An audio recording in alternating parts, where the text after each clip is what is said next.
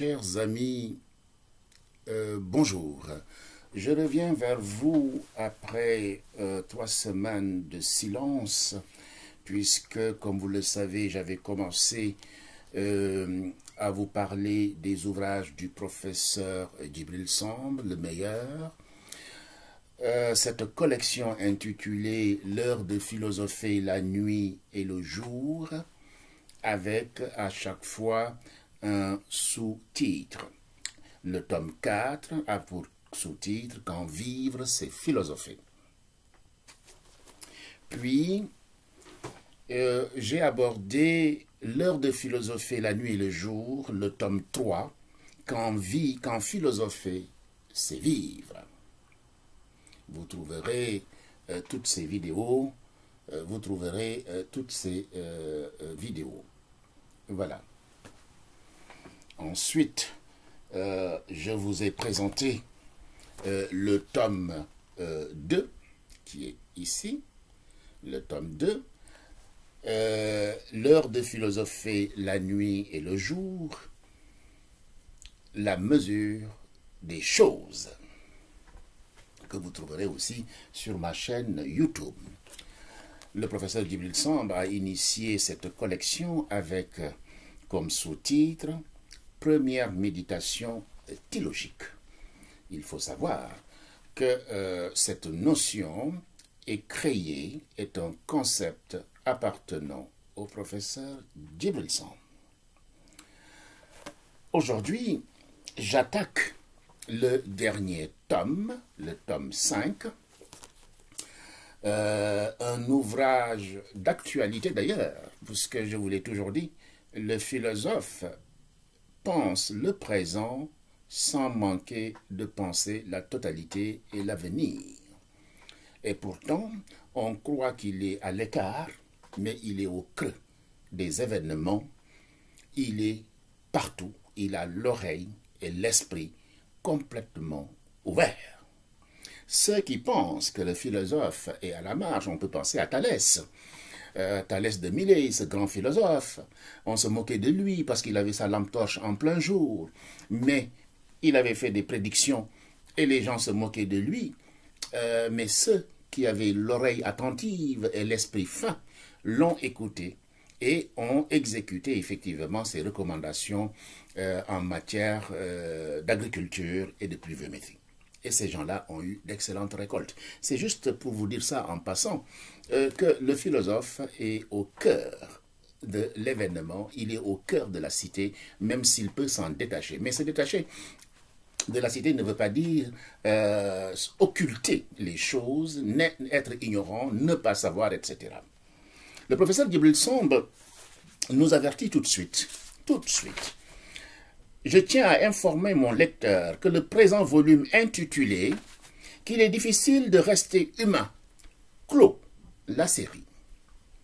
L'heure de philosopher la nuit et le jour qui devient, dès l'apparition suivante, le bonheur de philosopher, dont les 2 premiers volumes seront consacrés au maître philosophe autant que maître des philosophes Socrate d'Alopès. Je poursuis ici mes vastes pérégrinations à travers l'infini territoire du quelque chose. Si ce volume porte le titre « Qu'il est difficile de rester humain », ce n'est pas parce que mon enquête s'y limite, mais parce que le quelque chose humain vivant, se fabriquant de sens, le seul de qui nous espérions quelques intellections du quelque chose, en constitue un vecteur essentiel. De ce que nous croyons, la condition humaine est le seul foyer connu d'où s'élève sans doute une interrogation sur la signification du quelque chose, le qui nous engage sûrement dans l'émotion et possiblement dans la raison. D'où semble-t-il la difficulté de rester humain, comme l'illustre le cas du célèbre professeur de philosophie qui appelle à faire leur fête aux gilets jaunes et en recourant aux besoins à l'armée. Ce philosophe français, prisonnier de ses émotions, qui appelle à la haine brutale. On continue. Au moindre délire émotif, la raison s'égare et avec elle la condition humaine tout entière. Excusez-moi. C'est pour vous dire tout simplement, vous rappelez le titre exact, qu'il est difficile de rester humain. Le professeur continue.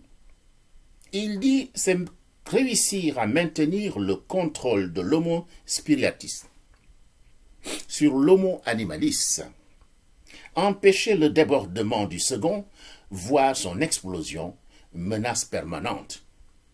Il peut arriver qu'à l'échelle d'une société tout entière, ce contrôle soit perdu parce qu'on ne sait plus se poser la bonne question. La question utile, non pas selon le style kantien, que m'est-il permis de faire, mais plutôt, que ne m'est-il pas permis de faire? La vraie question porte sur la limite, non sur l'étendue. Je ne parle pas d'espérer, car il n'y a jamais rien à espérer, mais de faire. Le professeur Guy Belsambre, tout de suite, il nous met effectivement sur le chemin. Et le chemin, c'est tout ce que l'individu doit s'interdire pour rester humain. Puisque les occasions ne manquent pas à l'individu, à toute personne, de déraper. Les nouvelles technologies n'hésitent pas à faire en sorte que on essaye de dépasser l'humain. Mais qu'il est difficile de rester humain. Continuons.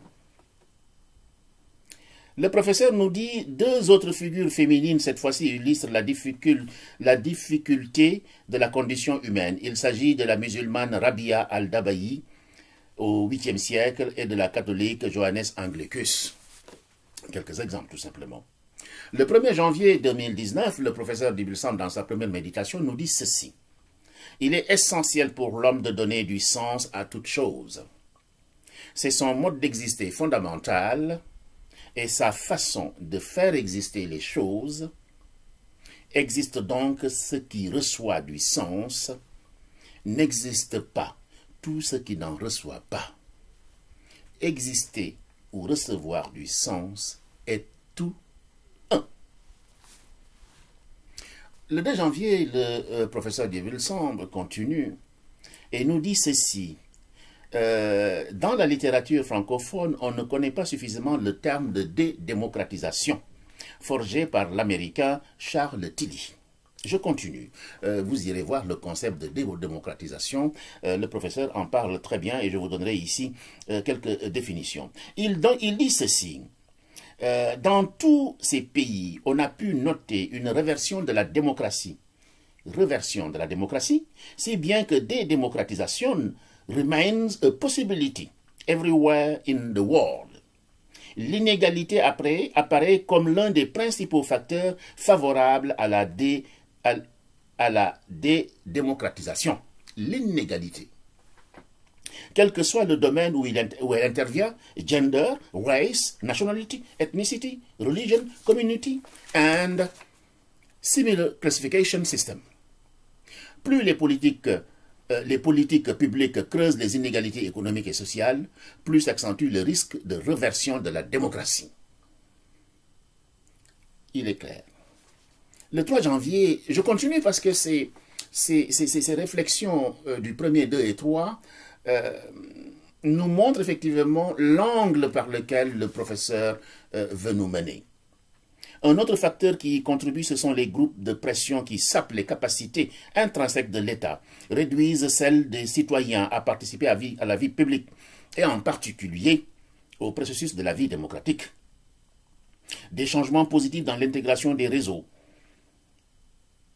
de confiance, l'éloignement de l'inégalité, une transformation des politiques publiques prenant en charge l'intérêt général. Au contraire, la dédémocratisation naît de l'inversion de ces trois facteurs. Le concept de dédémocratisation est un outil qui devrait permettre d'analyser ce qui se passe dans certains pays africains, où règnent les gouvernements peu soucieux de l'intérêt général, qui aboutissent au détricotage des acquis démocratiques et par conséquent à la dédémocratisation.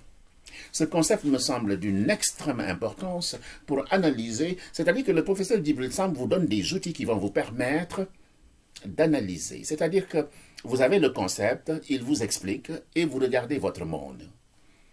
Et quand vous regardez, vous tombez sur quelque chose et vous devez l'analyser. Quand on n'a pas les outils d'analyse, comment voulez-vous comprendre? Les phénomènes sont imbriqués. Nietzsche dira qu'il faudra prendre le marteau et casser le composite pour retrouver les éléments séparés, etc., afin de bien les comprendre. Le professeur Djibril Samb nous donne les outils qui vont nous permettre effectivement de regarder. Sommes-nous dans la démocratie ou entrons-nous dans la dédémocratisation? Y a-t-il égalité? N'y a-t-il pas égalité? Ou tombons-nous dans l'inégalité? Et quand il y a inégalité, il y a une limite, il y a une faute. Le 6 janvier, le professeur nous dit ceci, 2019. C'est pour s'éterniser au pouvoir que nos autocrates s'efforcent de dédémocratiser à tout va, principalement par la domestication des institutions via celle de leurs animateurs, au besoin, en changeant tout à fait arbitrairement les règles présidant à leur maintien à la tête des services qu'ils ont en charge. Ainsi maintiendra-t-on des fonctionnaires frappés par la limite d'âge et leur aménagera-t-on par des moyens extra-léges des avantages exceptionnels que ne pourraient justifier que les services tout aussi exceptionnels attendus d'eux en marge de la loi. C'est pourquoi notre ami commun, feu le professeur Ibrahim Sow de l'IFAN, de l'Institut de l'imaginaire de l'IFAN, nous proposait effectivement dans un livre inattendu, comme le dit le professeur Djibril Samb, puisqu'il nous a dit, comment dire encore, appel à la révolution civique, zéro mandat pour le président, un seul mandat pour le président de la République. C'est-à-dire que c'est inciter le président à être dans la justice et dans la légalité, se mettre au travail et ne pas favoriser qui que ce soit, mais juste exercer le droit et la justice. Le professeur Djibril Samb, dans une interview, nous dit ceci, tous les humains de tout continent sont chers au cœur du philosophe. Les propos sont recueillis ici par Seydouka, un journaliste que j'aime beaucoup, un des meilleurs qui sait écrire sur le corpus platonicum, le corpus du professeur Djibril Samb. Vous avez récemment publié les 2 premiers tomes de l'heure de philosophie, la nuit et le jour, tirés de votre journal philosophique où vous consignez vos méditations depuis des années. Qu'est-ce qui peut bien pousser un bonhomme de 70 ans comme vous à continuer de tenir un journal intime? Je m'en suis expliqué dans la préface du tome 1 de l'heure de philosophie, la nuit et le jour. Dans le Phèdre, en 276d, Platon soutient que l'écriture permet aux philosophes, rattrapés par la vieillesse oublieuse, de revisiter ses souvenirs grâce à la mémoire transcrite qui conserve les traces des chemins autrefois parcourus. Il s'y ajoute que je conçois clairement qu'il nous parvient d'assumer mon rôle de passeur, et en l'espèce d'une tradition vivante de pensée critique. Enfin, je cherche à partager mon expérience d'humain parfaitement universalisé, qui ne connaît ni ne reconnaît d'autre partie que l'humaine condition. C'est là la tâche d'un authentique philosophe, en tout cas celle du philosophe de ces temps. C'est clair, c'est net. Je continue puisque ce tome 5 est extrêmement... m'a beaucoup plu. Je l'ai beaucoup lu et relu. Le 9 janvier 2019, le professeur nous dit, sachez-le, chaque fois que vous humiliez un humain, comme vous déchoyez de la dignité de l'humaine condition. Et c'est à vous-même, d'abord, que vous faites du tort. Chaque fois qu'il y a des gens qui sont en DRH, dans le cadre du travail ou à l'école, etc., le dominant, pour exercer sa domination, fruit d'un complexe inconscient peut-être, essaye d'humilier ou pour rabaisser, etc. L'homme fort, l'homme juste, l'homme honnête n'humilie jamais. Il peut dire les choses avec tact. Avec tact. Et pourtant, il dit. Le professeur continue, c'est le 15 janvier 2019, il nous dit ceci. L'histoire n'est pas une bonne institutrice pour les humains, parce que ceux-ci sont, depuis la nuit des temps, conditionnés par leur passion, et leurs intérêts qui leur dictent plus ou moins, plus souvent, le pire que le meilleur. L'homme cherche toujours le pire, en général, dira-t-on. De là vient le sentiment que l'histoire est une répétition, et par une pente naturelle, l'on en vient à penser qu'elle est soumise à des lois. C'est car une loi, c'est ce qui se répète. Ce passage est très dur parce qu'effectivement, l'histoire, ce qu'on appelle la mémoire, etc., aurait pu nous enseigner effectivement la prudence. Quand on a vécu des moments difficiles, etc., on se dit qu'est-ce qui s'est passé. Mais bien souvent, l'histoire se répète parce que l'homme oublie et répète la même chose. Regardez, tout ça, comme je vous ai toujours dit, quand le professeur écrit, quand il parle, levez la tête et regardez le monde, ce qui se passe. Et vous verrez tout de suite ce qu'il veut dire. Et vous aurez une panoplie d'exemples. Prenez l'essentiel. Le 18 janvier 2019, le professeur nous dit « Quand les citoyens ne font plus confiance à leur justice et qu'ils doutent de l'intégrité des juges, alors la justice est par terre. Et en conséquence, c'est l'État qui s'affaisse en attendant que le premier aventurier le ramasse et en fasse un usage tout opposé à sa destination. Pourtant, pour peu qu'on y réfléchisse, il est aisé de réaliser que pour les gouvernants comme pour les gouvernés, donc pour la pérennité de l'État, la seule vraie garantie de paix repose sur l'intégrité et l'impartialité des juges.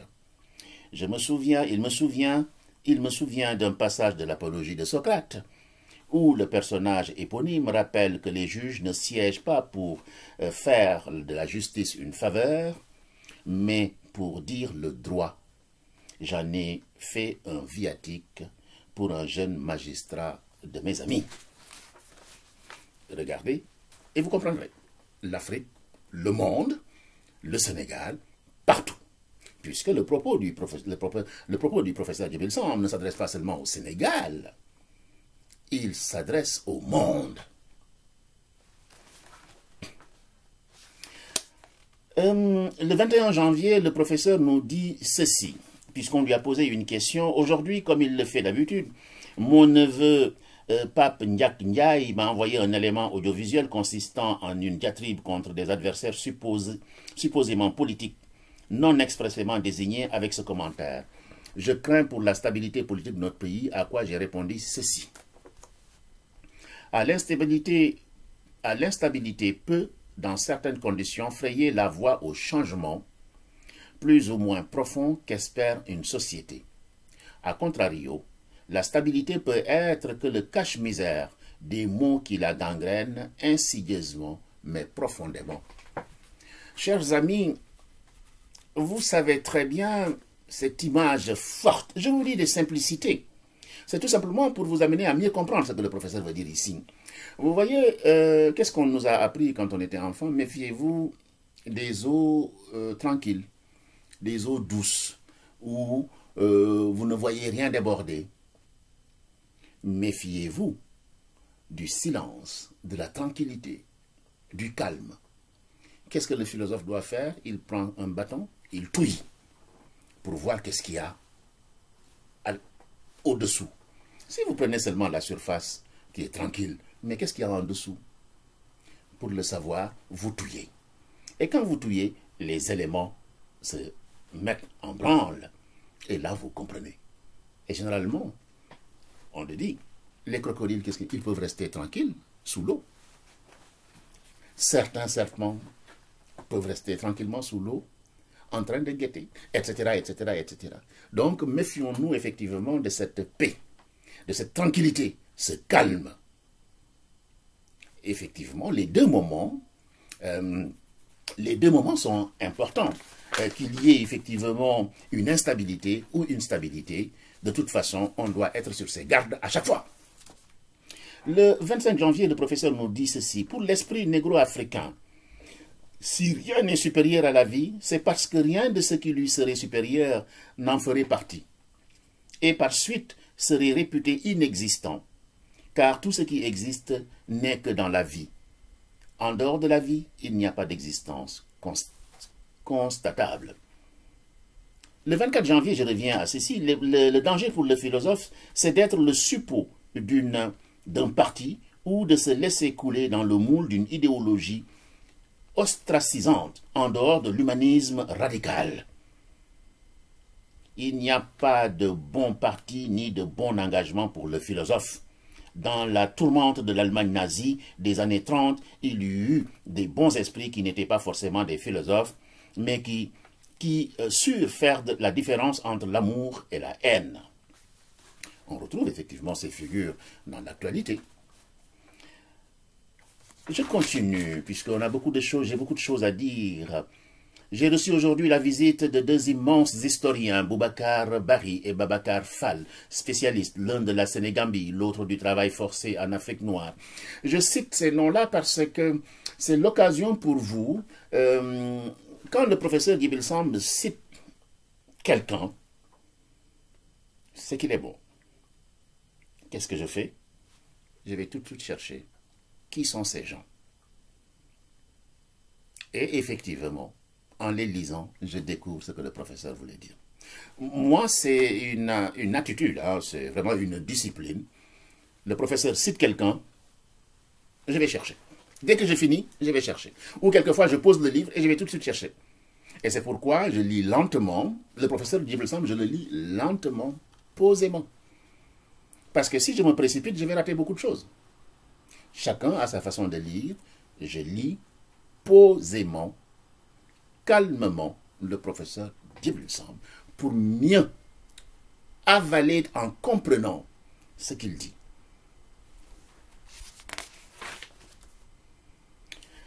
Il nous dit ceci, oh, ça c'est avec un autre professeur, le professeur Ousseynou Kane, du département de philosophie. Voilà 30 ans que disparaissait Cheikh Anta Diop, sans doute l'un des plus grands universitaires sénégalais de tous les temps, et savant de réputation mondiale qu'on pourrait considérer comme la gloire de la pensée et de l'intelligence africaine. Je vous signale que le professeur Djibril Samb s'est assis sur le siège du professeur Cheikh Anta Diop pour diriger l'IFAN pendant 10 ans. Il a révolutionné la bibliothèque, la recherche, l'édition et réorganisé le mammouth. C'est comme fait marquant de ma journée, je transcris ci-dessus un échange philosophique que j'ai eu avec mon collègue Ousseynou Kane, fin connaisseur de ce que j'en sais de Pascal. Moi, mon cher, comment ne pas te dire la joie que m'a procuré une expression de Descartes tenant quasiment de l'oxymorone, touché de la pensée, que j'ai lu ce matin dans sa lettre à Mersenne du 27 mai 1630, ce qu'il s'agit de toucher de la pensée, c'est l'infini. Ousseynou Kane dit, à noter que Pascal, le jeune et prodigieux rival sur la question, fait preuve de plus de hardiesse, en estimant que par la pensée, je peux bien comprendre cette infinité qu'est l'espace, même si du point de vue théologique, il reconnaît l'incompréhensibilité de Dieu, voire le beau texte du roseau pensant. Je vous le cite tellement il est beau. Ce n'est point de l'espace que je dois chercher ma dignité, mais du règlement de ma pensée. Je n'aurai point d'avantage en possédant des termes. Par l'espace, l'univers me comprend et m'engloutit comme un point. Par la pensée, je le comprends. Pensée 113, la fumante. Et je pense que mon ami Pape Ndoye de Saint-Louis, le philosophe, le penseur libre et indépendant, sera satisfait de ce passage puisqu'il aime réfléchir effectivement sur la théologie, sur Dieu, etc. L'infini, etc., etc. Voilà, un clin d'œil à mon ami Pape Ndoye. Le 9 février 2019, quelle différence entre le personnage de Cléante d'Assos, nous dit Jason, fut d'abord un populiste. Voilà pourtant un homme qui fit d'immenses sacrifices pour étudier la philosophie auprès de Zénon de Citium, à Athènes, où il était arrivé avec 4 drachmes dans sa bourse, ce qui équivalait au salaire journalier. D'ailleurs, il vivait du travail de puiseur d'eau, ou d'arroseur et de pétrisseur de farine. À l'instigation de Zénon, il déclina une subvention de 10 000 que lui avaient accordé les Aréopagites. C'était la manifestation d'une grande sagesse, car l'aspirant à la sagesse ne doit jamais accepter de dépendre d'une institution. Selon la vieille sagesse Wolof, celui qui fournit la pitance garde aussi en réserve votre amour propre. Le professeur Djibril Samb a souvent refusé beaucoup de choses, dans la haute administration, pour rester libre, indépendant. Et il a consacré sa vie à la recherche. Et d'ailleurs, il le dit, il a perdu du temps en acceptant quelques hautes fonctions, parce qu'il aurait dû effectivement rester dans la recherche et il aurait publié, en plus de sa publication actuelle, plus de 6 ouvrages. Mais passons. 13 février, Trump a annoncé en début février le retrait des États-Unis du traité des forces nucléaires à portée intermédiaire en abrégé FNI. Le lendemain, la Russie à son tour dénonçait le traité, etc. Mais voyez ce qui se passe. L'actualité nous montre beaucoup de choses. Le premier emploi attesté indubitablement du Cold War se trouve dans un article de George Orwell, You and the Atomic Bomb, paru dans Tribune du 19 octobre 1945, peu après les bombardements atomiques de Hiroshima et de Nagasaki. On est dans la violence. Le 17 février 2019, c'est la force physique ou intellectuelle qui travaille, mais c'est la méthode qui produit le résultat, bon ou mauvais. 18 février 2019, sois toujours toi-même. N'essaye pas d'être quelqu'un d'autre si tu as à jouer ton propre rôle. Celui que le monde t'a confié. Cela suffit certes à ton plein épanouissement. C'est donc le plus beau rôle pour toi. Restons nous-mêmes, honnêtes, fidèles. Le 19 février, il dit ceci: il ne suffit pas d'être docteur en philosophie pour être philosophe, sauf dans le sens tout à fait banal de quelqu'un qui a fait des études de philosophie, ou enseigne la philosophie, ou même écrit des livres de philosophie. On peut aussi passer pour un philosophe plus ou moins réputé, et en de certaines circonstances tenir un discours ou avoir un comportement aux antipodes de ceux d'un authentique philosophe. J'en veux pour preuve ces mots d'un philosophe français très médiatique sur les gilets jaunes, j'en ai déjà parlé. Au premier coup d'œil, le 20 février 2019, on voit que c'est l'émotion brute qui s'exprime. Et quand l'émotion brute s'exprime, comment rester humain? Le 23 février 2019, le professeur nous dit ceci: à la vérité, il n'y a pas de place pour la haine dans le cœur du philosophe de l'humaine condition, parce qu'il la combat partout où elle se manifeste comme un poison létal. Le philosophe essaye toujours d'avoir une certaine sagesse, et cette sagesse, c'est quoi? C'est chercher le meilleur et le bon, et occulter le mal. Rester tranquille, ne pas satisfaire au bouillonnement de l'émotion, rester tranquille, à froid, mesurer les choses, être capable de dépassement. Je saute et j'arrive le 13 mars 2019 où le professeur nous dit « Redresse-toi devant le danger, regarde-le bien en face et affronte-le, car c'est seulement en le voyant distinctement qu'il te sera possible d'y parer. » On est dans les arts martiaux, mais on est dans l'existence. Si il y a affolement, vous courez dans tous les sens. C'est ainsi que les gens se font mal, se blessent. Mais quand distinctement vous regardez, vous observez, vous restez tranquille et vous pouvez trouver un chemin.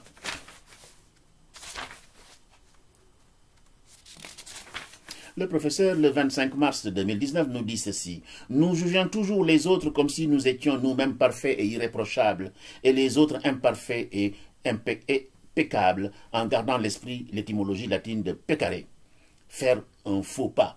C'est sans doute pourquoi nous sommes généralement si sévères à l'égard de notre prochain, tandis que nous ignorons nos fautes, nos insuffisances.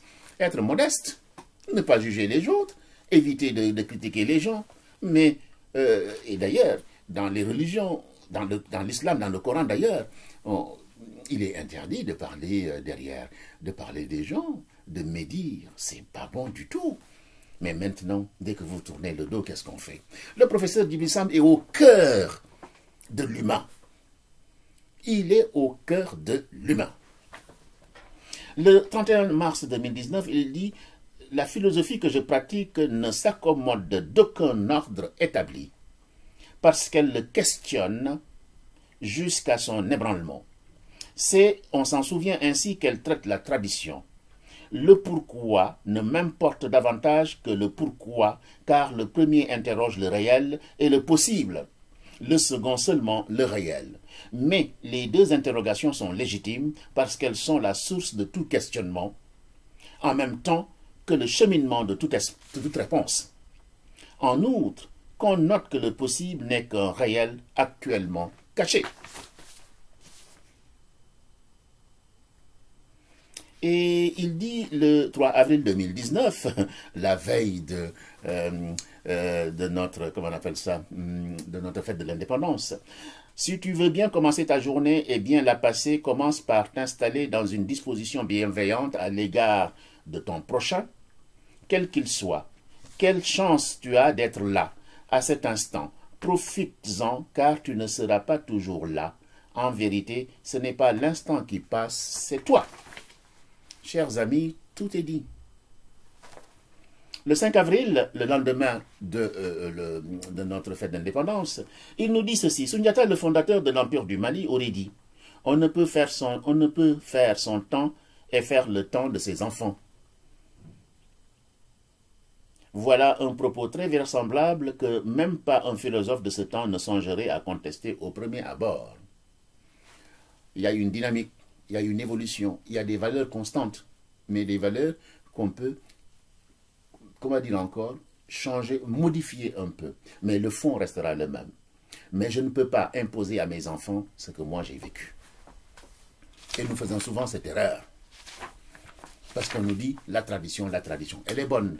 Mais il faut utiliser l'entonnoir pour voir dans la tradition qu'est-ce qui est bon et qu'est-ce qui n'est pas bon. Et les jeunes peuvent nous apporter effectivement de la modernité dans la tradition. Le 18 avril, le professeur nous dit ceci, « Et pourtant, n'en déplaise au puissant Mansa, il n'y a pas de temps dans le temps, de sorte que le temps des anciens est aussi celui des jeunes, et le temps des jeunes, celui des anciens. Le problème, ce n'est pas le temps, c'est nous. Le temps ne nous compte pas, c'est nous qui le comptons, car le temps ne se laisse même pas compter. » Le temps ne se laisse même pas compter. Je continue, et ici, le 6 mai 2019, nous sommes tellement humains par nos travers et nos petits côtés, disait le professeur. Ensuite, nous arrivons au 13 juin 2019, l'esprit africain ne peut que s'accorder mal avec la doctrine des indifférents, puisque pour lui, la santé et la force sont non seulement des biens, mais certainement parmi les plus recherchés. Je rappelle l'horlogie égyptienne qui accompagne toute mention du nom du pharaon, vie, santé et force. Vie, santé et force. Et le professeur, le 22 juillet, nous dit ceci, il est très important, loin des prises de position idéologiques ou émotionnelles, de s'arrêter sur les considérations du jugement qui permettent de comprendre le raisonnement, c'est-à-dire les motifs articulés du juge. Je ne retiendrai que certaines considérations mettant en lumière la correspondance présumée de ces certaines valeurs méta-juridiques avec des principes juridiques légaux. Le premier considérant évidemment, fondamentalement, rappelle que Vincent Lambert se trouve dans un état possi-relationnel, terme clinique extrêmement précis, clairement défini dans ma méditation. D'ailleurs, évoquant un rapport du CHU de Liège, vous savez que cet enfant était véritablement comme un légume. Légume restait longtemps dans le coma. Et le professeur Djibril Samb a fait un travail monumental. Mais c'est pour vous dire tout simplement, on peut se poser la question, est-ce que la volonté de laisser Vincent Lambert dans cet état, est-ce qu'on est dans... Est-ce qu'il est humain ou ne l'est-il plus? Pour sa maman, il l'est toujours. Pour les scientifiques, il n'est plus, etc. C'est une question délicate que le philosophe interroge. L'état normal, c'est 100%. Le syndrome de lock-in 90%. Le sommeil profond, 60%. EPR, 60%. La science définit très bien les choses. L'humain. Quand on est dans le coma à 50%, anesthésie 40%, EVC 40%, mort cérébrale 0%. Mort cérébrale 0%. Et donc, quand on est à 0%, est-ce que l'homme est toujours homme? Le 23 juillet, il ne me déplut guère à l'occasion de la présentation du tome 3 de l'heure de philosopher la nuit et le jour. Le jour et du livre posthume du professeur Alassane Ndao, Penser l'Afrique noire, le 6 juillet 2019 à Dakar, de recevoir l'Association des professeurs de philosophie du Sénégal, un superbe tableau constituant un compendium des citations extraites de mes œuvres. Je sais d'expérience qu'il n'est point de meilleur juge d'un enseignant que le peuple des apprenants, surtout lorsque, à leur tour, ils deviennent enseignants et réunissent ainsi dans leur jugement l'aptitude de l'élève et celle de l'enseignant, ce qui confère, semble-t-il, un point de vue très sûr. Malheureusement, un léger défaut. Je salue ici les professeurs Kitane, je salue Sanoussi Ba, je salue mon ami Songé, le professeur Alfassi, tous ces professeurs de philosophie qui font effectivement un très beau travail dans notre pays. Et les trois premiers ont suivi effectivement les enseignements du professeur Djibril Samb et lui sont reconnaissants. Je sais que Guy Maris Sagna, un de ces jeunes dont tous les citoyens ont tout lieu d'être fiers, le 24 juillet 2019. Je fais exprès de citer ces noms-là pour vous dire que le professeur est au cœur des événements. Il connaît, il sait ce qui se passe. Le 3 août, lors de mon dernier séjour à Dakar, à l'occasion de la présentation de Penser l'Afrique noire d'Alassane Ndao et de mon camp philosophé, le philosopher c'est vivre, un jeune doctorant de philosophie africaine, Ibou Dramé Silla, m'a remis une lettre dans laquelle il m'écrit ceci. Avec une douzaine de vos livres sur ma table de travail, je fige votre nom dans cette phrase qui m'est venue en une nuit étoilée. Un aristocrate de la pensée qui se tient au milieu du siècle de la haine de l'intelligence. Tel est le professeur Djibril Samb. Merci beaucoup, monsieur Dramé. Vous avez tout dit. Et le professeur dit ceci. En fait, dès l'entame de sa lettre, mon jeune confrère, car je crois qu'il est des nôtres, me laisse à penser qu'il est un lecteur assidu de l'heure de philosopher la nuit et le jour. Ce qui m'a touché par-dessus tout, c'est le recueil de poèmes dédiés à sa mère. Le professeur Djibril Samb aime beaucoup la relation humaine, l'humaine condition. C'est ce qui le fait vibrer. On continue. Ici, il parle de la charte du Mandé. Dans tous les tomes, dans quelques passages, il en a parlé. Je ne vais pas revenir dessus. Je voudrais tout simplement rappeler ceci à nos jeunes. Le 18 août 2019, il dit ceci. Toute vie vaut une vie. Lit-on dans la charte du Mandé. Ensuite, le professeur nous dit ceci. Le politicien cherche à accorder le monde à ses intérêts. Le politique à ses désirs et à sa volonté, tandis que l'homme d'État ne se laisse toujours guider par la loi en tant qu'expression de l'intérêt général, et nullement par ses désirs et sa volonté. Dans la République, le pouvoir n'est confié à personne pour agir selon ses désirs et sa volonté. Le détenteur du pouvoir doit mettre entre parenthèses ses désirs et sa volonté personnelle pour conformer son action à la loi et à l'intérêt général. Le 20 août, il dit ceci. Ô philosophes du futur, pensez qu'il vous plaît à repenser de fond en comble les conditions, les normes et les règles d'une meilleure politéia. Ne perdez pas de vue trois questions essentielles. Les conditions de choix des dirigeants, le contrôle de leur action et leur destitution. Aucune société n'appartient à ses dirigeants, ce sont ses dirigeants qui lui appartiennent. C'est dit, c'est clair. Le 13 septembre, j'entends souvent des concitoyens de très bonne foi répéter à satiété un effrayant sophisme, à savoir, nous sommes 95% de musulmans au Sénégal et pourtant nous avons eu un président catholique pendant 20 ans.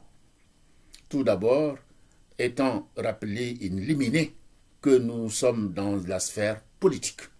Nous ne saurions, nous, sans commettre une grave confusion d'ordre, nous identifier en des termes religieux. Le professeur continue et nous dit ceci, 28 septembre 2019, se gouverner soi-même, c'est d'abord gouverner sa propre parole. La parole, il faut la gouverner. Il m'arrive de le répéter et je le répéterai encore car c'est vrai pour l'homme public comme pour l'homme privé.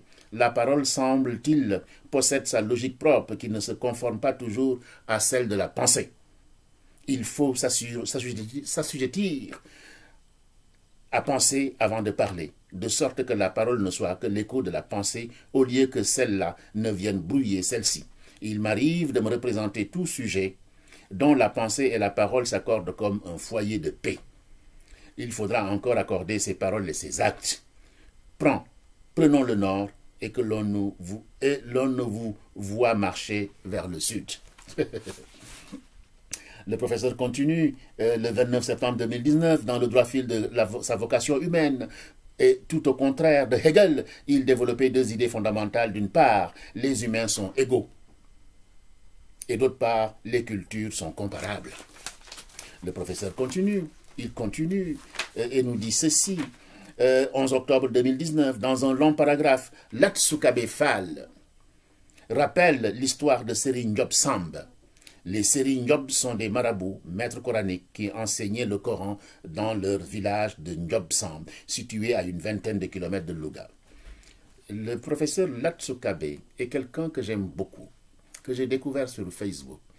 Toujours excellent géopoliticien, excellent intellectuel qui raisonne à foi et qui, chaque fois que il y a des erreurs d'interprétation, il nous oriente, il n'impose rien, mais il dit ce qui semble être la vérité, avec tact et intelligence. Je voudrais ici saluer le professeur Latsukabe.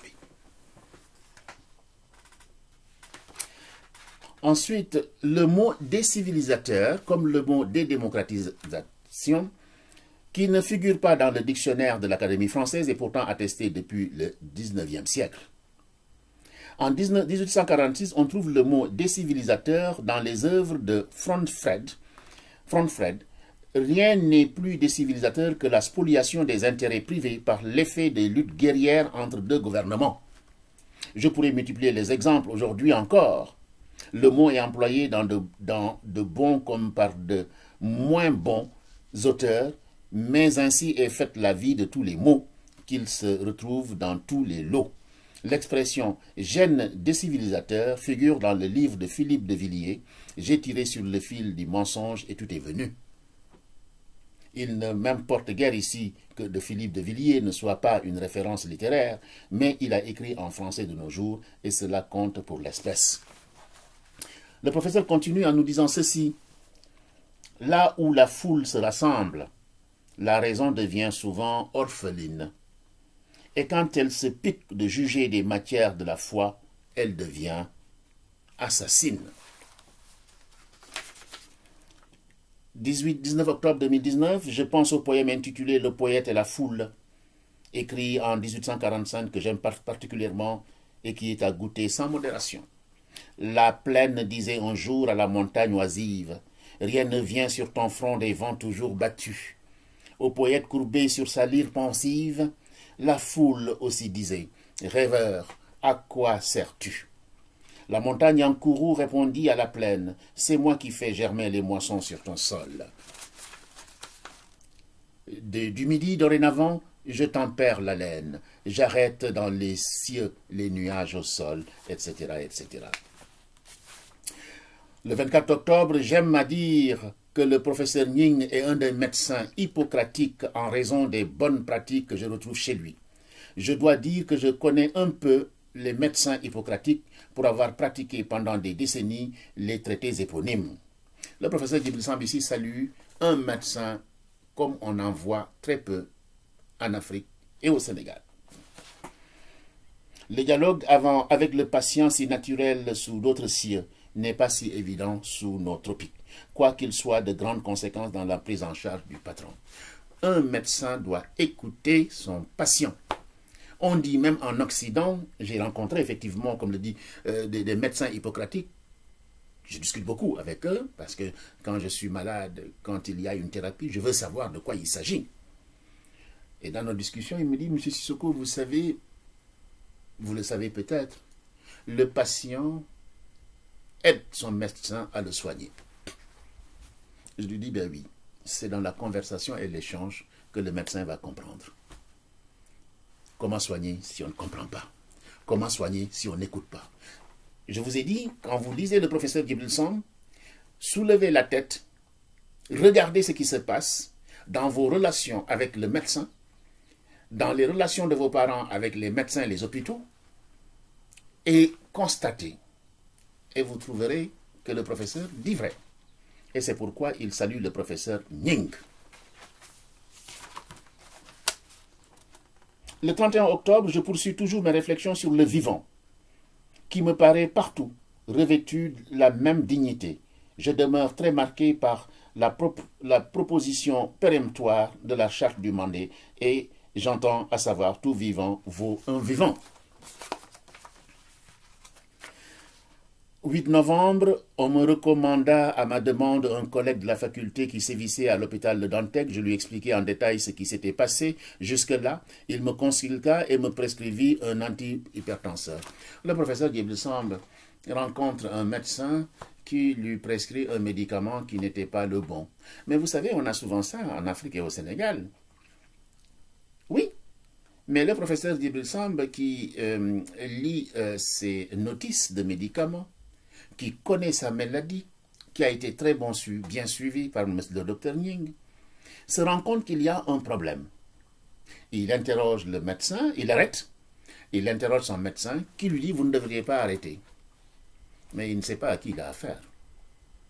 Et je pratique la même chose. Si je vois qu'il y a des effets secondaires, j'arrête. Je consulte et on me change le traitement. Et il y en a beaucoup maintenant, d'ailleurs, dans les hôpitaux d'Afrique ou du Sénégal, les gens commencent à porter plainte et je suis pour. Le 15 novembre, à la différence de Hegel, pour qui un noir n'est qu'un noir, indifférencié dans l'égale sombreur de sa peau, Tukey, l'homme de science, perçoit bien la diversité et la complicité de la nation qu'il visite. Ici, le 3 décembre, le on-dit de notre chroniqueur anonyme de l'Afrique explorée et civilisée montre bien qu'il relaie des rumeurs plutôt que des faits, comme du temps de Hegel, voire de Herder, au moins un demi-siècle plus tôt. Le 4 décembre, il dit ceci, « Nul ne peut être sage s'il n'est philosophe, sauf à se tromper sur le sens des mots. Pour autant, tout philosophe n'est pas sage. » Le 5 décembre, « Si faire le bien ne sert à rien, c'est néanmoins ce qu'il faut faire, car le bien fait toujours du bien aux bienveillants. » Le professeur Djibril Samb nous dit ceci, le 27 décembre, il arrive un moment où l'organisme est tellement affaibli pour toute pathologie qui passe, le ramasse et le met dans sa besace.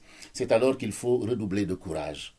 Vertu essentielle de la dignité de l'humaine condition, pour affirmer avec plus de force une volonté de persévérer et de durer. Définition même du vivre, on s'en souvient.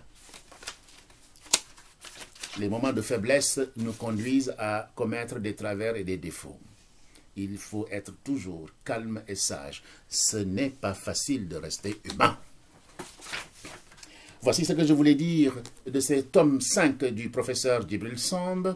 Ce tome 5 qui est effectivement d'une beauté, du tome 1 au tome 5, tous ces ouvrages sont d'une magnifique intelligence, bien écrits, que des choses profondes, sagaces, à l'image du professeur.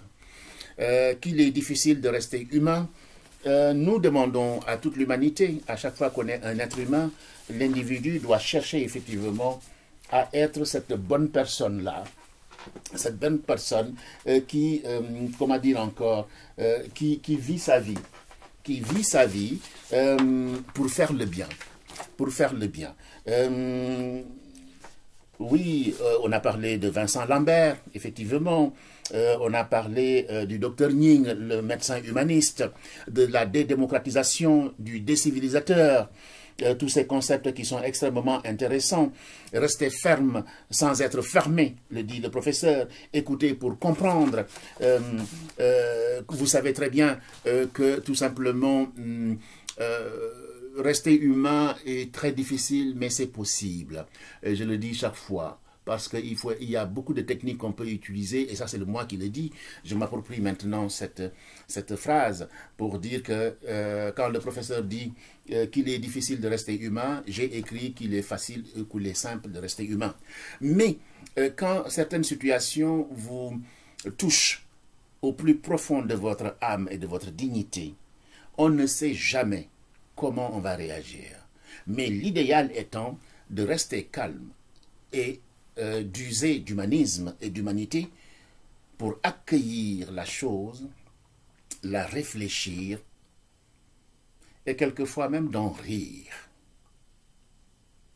Pour dire, comme Socrate, que seuls les ignorants sont méchants. Mais quand on est bon, c'est quelque chose qui se travaille. Parce qu'il y a l'humain et l'animalité. Mais l'humain doit toujours intégrer et dépasser cette animalité. L'animalité est un stade. Et ce stade, il faut le dépasser. Cet instinct, cette haine qui nous guide, nous devons les dompter pour tout simplement faire le bien. C'est pourquoi on nomme sage celui qui est dans une certaine tranquillité d'esprit, ni besoin ni manque, se contentant de peu, regardant le monde et vivant sa vie, comme on dit, peinarde. Vous trouverez beaucoup d'images, beaucoup d'images, qu'il est difficile de rester humain. Regardez ces femmes de gender, quand on a voulu les humilier, qu'est-ce qu'elles ont fait? Elles se sont donné la mort pour tout simplement résister et ne pas subir l'injustice et l'infamie.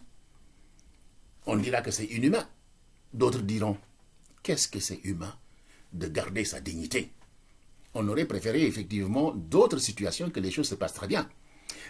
C'est une citation qu'il faut travailler, retravailler, etc., qui est d'une importance capitale, qui montre tout simplement que être humain n'est pas une chose simple. Être humain dépend de beaucoup de paramètres. Il y a tout un travail à faire sur soi, de développement personnel. On peut aller chercher dans nos traditions la charte du Mandé. On peut aller chercher effectivement chez Sundiata Keïta, voilà, le roi du Wassoulou, ses célèbres phrases, ses célèbres conseils dans les sagesses africaines, dans toutes les sagesses du monde, où effectivement on nous apprend effectivement à être calme, à rechercher la paix, à ne pas effectivement cultiver la haine ou réagir au quart de tour, mais toujours faire ce recul nécessaire qui va vous permettre effectivement de respirer. Voilà, ou moi je donne une technique, c'est la technique du chapelet. Quand on vous fait du mal, etc., vous vous retranchez et vous tirez votre chapelet. Et peut-être que ce moment, cet instant-là, va vous éviter effectivement de faire l'irréparable, de passer à l'irréparable. Donc je voulais vous dire que cet ouvrage et les 5 tomes du professeur Djibril Samb sur l'heure de philosopher la nuit et le jour, et le 5e tome qu'il est difficile de rester humain, vous pouvez l'inverser et de dire qu'il est simple de rester humain, mais par tous les bouts, ce qui est important, c'est tout simplement l'humaine condition. Qu'est-ce que l'homme doit faire pour mieux agir dans le monde avec ses semblables? En paix, dans la concorde. Et aujourd'hui, regardez le monde. Les violences, les atrocités qu'on voit tous les jours dans les masses médias. Les nouvelles violences, les nouvelles criminalités, etc., etc. Comment un être humain peut faire ça à un autre être humain? Et on pense à Lévinas, à la théorie du regard. Je regarde son visage et je sais que c'est un autre moi.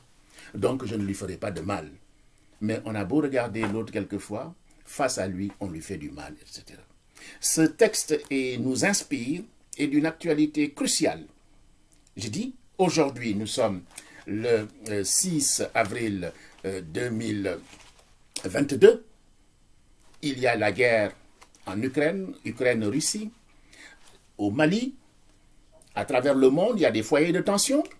Regardez maintenant les nouvelles géopolitiques, les nouveaux comment les gens s'entraident. On aide qui? Qui est-ce qu'on aide? Il y a eu des tensions dans le monde. En RDC, tous les jours, il y a des crimes, des violences. En Syrie, en Irak, au Mali, il y a 2-3 jours. Regardez où sont les forces. C'est pourquoi si chacun devait effectivement développer la dignité humaine, le respect du corps de l'autre et de soi, la paix ne serait pas une utopie. Et nous en sommes capables. Nous sommes capables de nous dresser pour dire stop à la violence, stop à la haine, stop aux actions instinctives et revenons au calme, à la sérénité, à l'échange.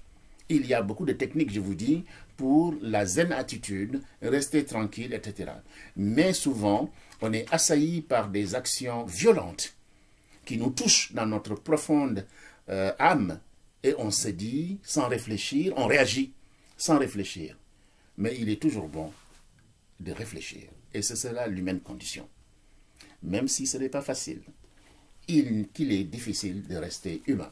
Voici, chers amis, ce que je voulais vous dire en terminant ces 5 tomes que vous verrez dans ma chaîne YouTube en toute modestie. Je voudrais ici saluer mon professeur, le professeur Djibril Samb, tous nos amis professeurs de philosophie, Kitane, Sanoussi, Songhé, Alfassi, tous ses amis philosophes, Mané, le journaliste philosophe, Harry Diouf, le diplomate philosophe, Harry Diouf, Djassek, Éric Gilles Fouadé, qui n'est pas philosophe, mais qui taquine bien la philosophie, tous ces gens qui travaillent pour la réflexion, pour la paix, pour l'échange, pour l'humaine condition, que tous ces gens soient ici remerciés. Et c'est l'occasion qui me donne, c'est la lecture de cet ouvrage qui me donne l'occasion effectivement de nommer ces gens-là, et il faut le faire. Il y a des gens qui travaillent pour le bien de l'humanité, sans rien demander en retour. Sans rien demander en retour. Voilà ce que je voulais vous dire. Abonnez-vous à ma chaîne YouTube, Pape Bakary Sissoko, philosophe. Excusez-moi, celui-là est très long, il fait 57 minutes, comme je vous ai dit. Vous écoutez 10 minutes, après vous revenez, etc. C'est ce que moi je fais. Quand on me donne un article long, je lis par bribes, ou je l'imprime et je me l'approprie. Oui, il faut prendre le temps. Il y a des choses qu'on ne peut pas dire en 1 minute. On le dit le temps qu'il faut, et qui veut, écoute, qui ne veut pas, je dirais tant pis. Mais on peut effectivement écouter par bribes, on s'organise, on diffère les choses, on écoute 30 minutes, etc., etc. Moi, c'est au sport que j'écoute beaucoup de conférences. Quand je fais du sport, j'ai mon casque et j'écoute les grands, orateurs, les grands penseurs, les grands philosophes, etc., etc. Voilà ce que je vais vous conseiller. Je vous remercie beaucoup de m'écouter, je vous remercie beaucoup de me suivre. Je reviendrai sur d'autres choses, d'autres écrits. Je ne sais pas encore quel est l'angle que je vais prendre, mais je voudrais vous inviter tout simplement à lire le professeur Djibril Samb, puisque effectivement il nous aide à mieux comprendre notre culture, notre civilisation, notre humaine condition, et c'est un des meilleurs penseurs, des grands penseurs de ces temps modernes-là. Et nous ne devons pas oublier, effectivement, nos auteurs et nos penseurs. Voilà. Et moi, le travail que je m'assigne, c'est de donner l'information, de vous donner le peu d'informations que je peux, de vous lire les textes, de vous les proposer, d'expliciter ce que je peux. Mais c'est tellement bien écrit et bien fait que tout le monde doit effectivement s'approprier ces 5 tomes. Ces 5 volumes à avoir sur sa bibliothèque. Il y en a d'autres, d'autres ouvrages d'une qualité exceptionnelle, comme c'est le faire le professeur Djibril Samb, mais tout le monde n'a pas les moyens. Cotisez-vous pour acheter un livre et vous le prêtez. Si vous êtes 2-3, vous vous cotisez, vous achetez un livre et vous le prêtez, et ainsi de suite. Vous vous faites une bibliothèque. C'est comme ça aussi qu'on apprend à lire, etc., quand on n'a pas les moyens. Voilà. Donc, voilà. Je vous remercie beaucoup de votre écoute en vous souhaitant de bons moments paisibles et soyez tout simplement humain. on n'est jamais trop humain. Face à la difficulté, face au travers, restez serein et calme, et c'est ainsi que, effectivement, votre humaine condition prendra le dessus sur l'animalité et la bassesse. Hein? On nous incite souvent à être bas, à être léger, à être bas, à être léger. Mais nous pouvons dire non. Abonnez-vous, partagez, critiquez, donnez vos opinions. Merci beaucoup. Pabakari Sissoko.